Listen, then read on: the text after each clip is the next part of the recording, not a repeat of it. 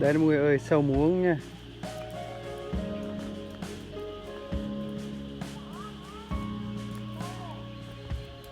Đây mọi người ơi, sâu muống. Mọi người ơi, sâu muống nha. Người ta thường nói ăn sâu muống thì tăng về sinh lý. Tại vì sâu muống là có chất béo nhiều. Đấy, mọi người thấy chưa đây. Đây.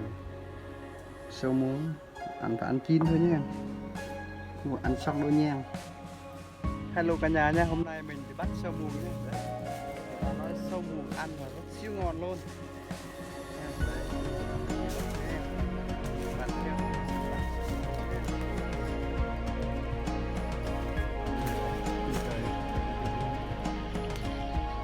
Cả nhà đây này. Đấy, sâu muống nhé.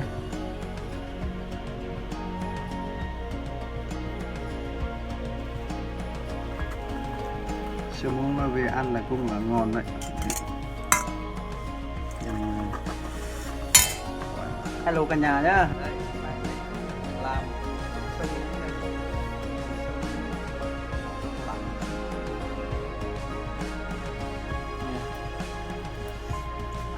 Đây là con sâu ạ.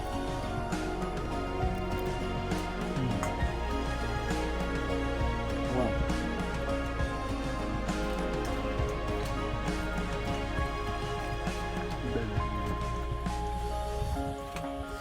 Thấy chưa? Thấy con sâu chưa đấy?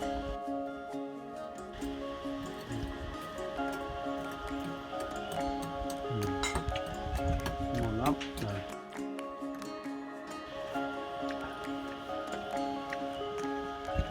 Ăn sâu muống một phần có bổ nha, có bổ về sinh lý.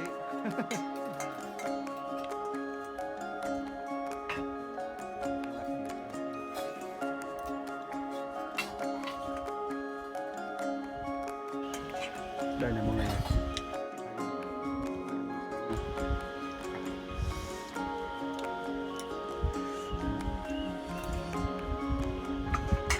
Ngon.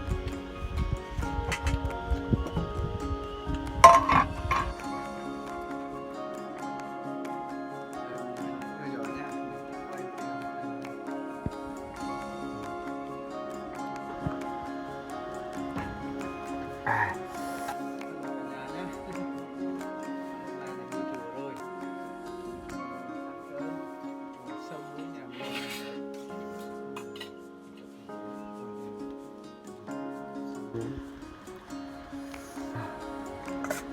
Ăn nó giờ là ngon lắm.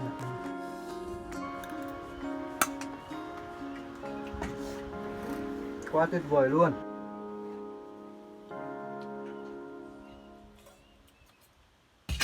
Ăn chung với cơm nữa nha mọi người nhá. Đấy, có cơm.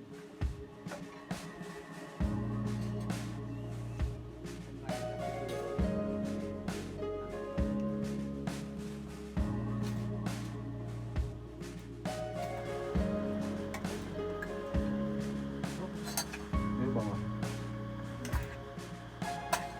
Ngon lắm.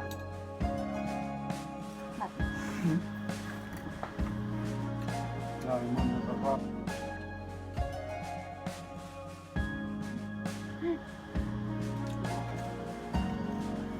Đây hạt ông ta.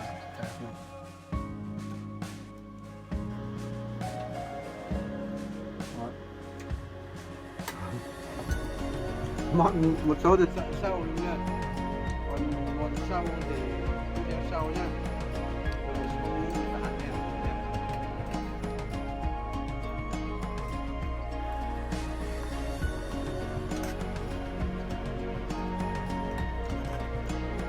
Ăn ngon lắm béo.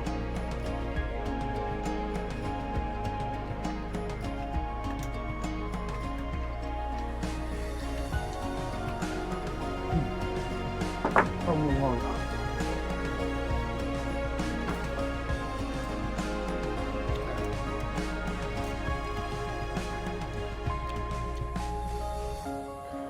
À.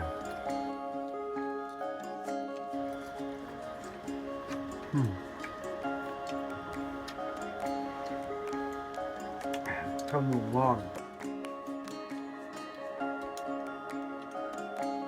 Mọi người thử ăn nhá.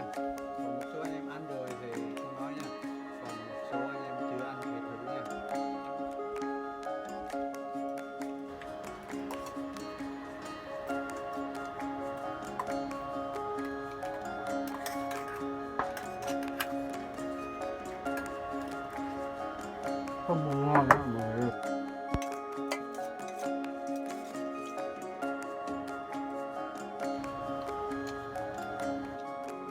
Mọi người nhớ chia sẻ cho video mình nha. Nếu anh em thấy thú vị thì nhớ like, cho số đăng ký và bấm chuông để theo dõi những video tiếp theo nha.